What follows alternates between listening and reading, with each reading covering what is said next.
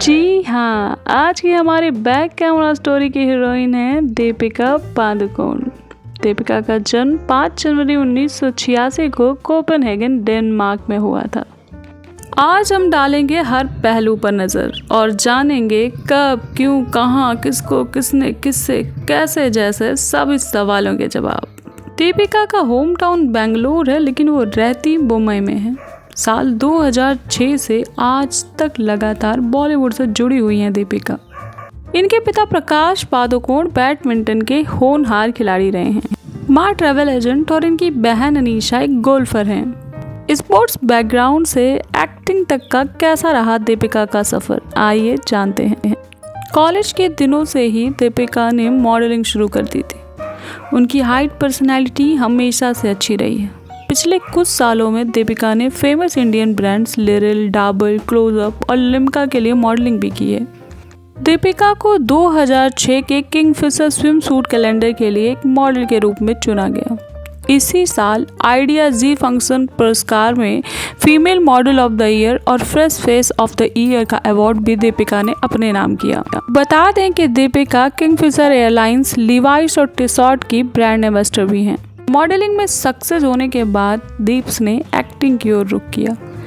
पहला मौका हिमेश रेशमिया जी के एल्बम आपका सुरूर में मिला। एल्बम हिट रहा, पर दीपिका संतुष्ट नहीं थी। उन्हें लगा कि वो अभी एक्टिंग में कच्ची हैं। इसीलिए उन्होंने अनुपम खेर जी की एकेडमी में एडमिशन भी लिया था। 2006 में ही दीपिका ने पहली बार एक फिल्म में काम किया था, जिसका नाम ऐश्वर्या था। लेकिन इनकी पहली फिल्म हिंदी नहीं, कन्नड़ थी।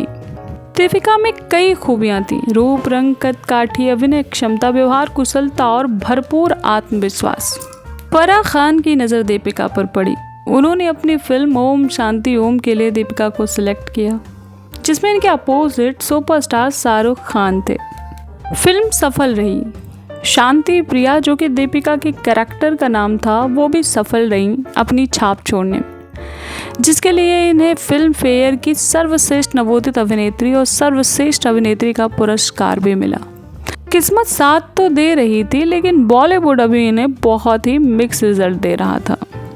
दीपिका ने देसी बॉयज, बचना है हसीनो, चांदनी चौक टू चाइना, कार्तिक कालिंग कार्तिक, लफंगे परिंदे, ब्रेक के बाद जैसी एवरेज मूवीज में भी काम किया, जिसका कोई खास प्रभाव इनके कैरियर पर नहीं पड़ पा रहा था।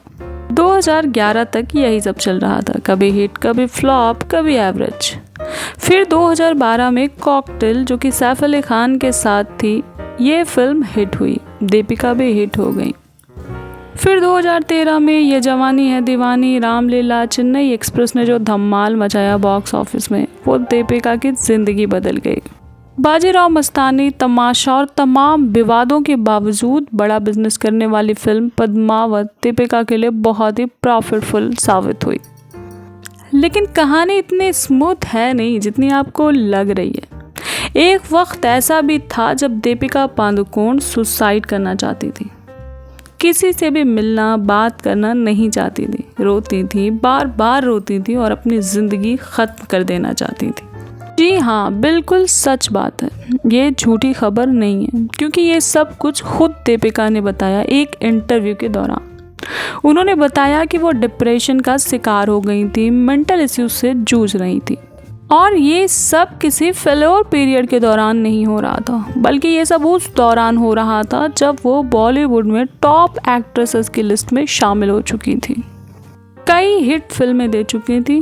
दीपिका बताती हैं कि इस सिचुएशन से निकलने में उनकी माँ ने उनकी सबसे ज़्यादा मदद की। अफवाहों की माने तो शायद दीपिका दिल टूटने की वजह से परेशान थी। रणबीर और उनके बीच कटरीना ने एंट्री ले ली थी। इनका ब्रेकअप हो चुका था और दीपिका अपने आप को संभाल नहीं पा रही थी। अफवाहें सच थी कि झूठ, ये तो फैलाने वाले ही जाने, लेकिन दीपिका डिप्रेशन के बुरे दौर से गुजर चुकी हैं, ये तो उन्होंने खुद ही स्वीकार किया था। लाइफ में अप्स एंड डाउन्स तो लगे ही रहते हैं, फिर वो कोई सेलिब्रिटी हो या आम इंसान, वक्त किसी को नहीं छोड़ता। 2018 में बड़े ही धूमधाम से दीपिका ने शादी रचाई। फिलहाल वो रणबीर सिंह की वाइफ हैं और दोनों काफ़ी खुश नज़र आते हैं एक दूसरे के साथ। चलते चलते आपको दीपिका की नेटवर्थ भी बता दें, जो कि 60 मिलियन है, यानी कि 498 करोड़ इंडियन करेंसी। और दीपिका अपने मुंबई के आलीशान बंगलों में लग्जरियस लाइफ जी रही हैं। ये तो आपको पता ही होगा, कॉफी विद करण में अपने हालिया बयान को लेकर विवादों से घिर गई हैं दीपिका पादुकोण। लेकिन इसमें कोई बड़ी बात नहीं है। बड़े बड़े सेलिब्रिटीज़ के साथ ऐसे छोटे छोटे विवाद तो होते रहते हैं। वो ऐसे छोटे छोटे विवादों में फंसते और निकलते रहते हैं। आपको चिंता बिल्कुल नहीं करनी है, बस लाइक और कमेंट करना है। व्यस्त रहिए, मस्त रहिए। आज के लिए बस इतना ही। ऐसी ही इंटरेस्टिंग और मोटिवेशनल स्टोरीज सुनने और जानने के लिए जुड़े रहिए बैक कैमरा स्टोरीज के साथ। Bye bye, love you.